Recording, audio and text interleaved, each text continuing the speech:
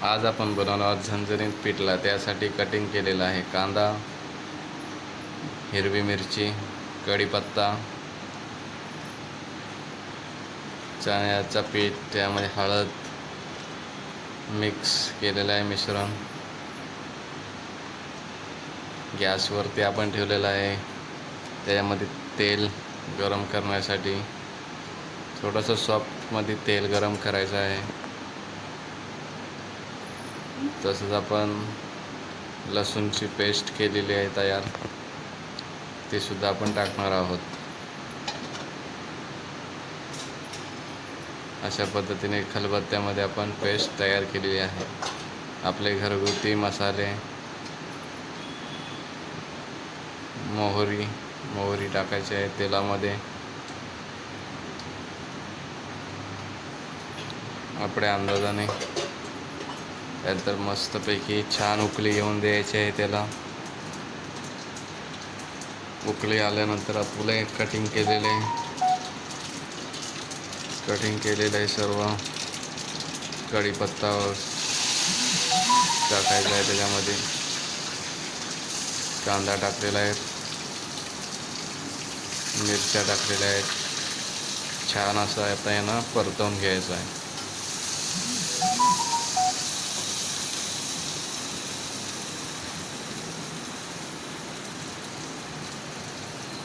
छान असं परतवून घेतल्यानंतर त्याच्यामध्ये आपण आलं लसूणची पेस्ट टाकायची आहे. आलं लसूणची पेस्ट टाकल्यानंतर त्याचं मिश्रण करायचं आहे. सर्व गोष्टी मिश्रण लाल झाल्यानंतर आपण समजायचं की मिश्रण तयार झालेलं आहे. त्यामध्ये आपलं चण्याचं पीठ म्हणजे बेसन, ते आपलं मिश्रण तयारच झालेलं होते. ते आपण आता त्याच्यामध्ये मिक्स करून चमच्याने पातळ मीडियम साईज करायचं आहे आणि ते आपल्या कढईमध्ये ओतायचं आहे.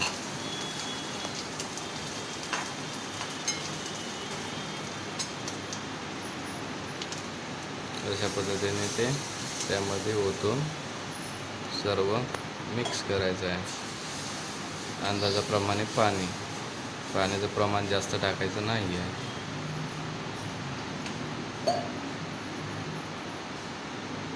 जास्त घट्ट पण नाही बनणार आणि खाण्यासाठी भाकरीसाठी झणझणीत असा पिठला तयार होईल. फक्त 5 मिनिटसुद्धा नाही लागत या वस्तूसाठी. इमर्जन्सी जर आपल्याला कोणती रेसिपी बनवायची असेल तर या रेसिपीचा तुम्ही वापर करू शकता. अशा प्रकारे पिठला तयार झालेला आहे. हे बघा, ही अशी रेसिपी,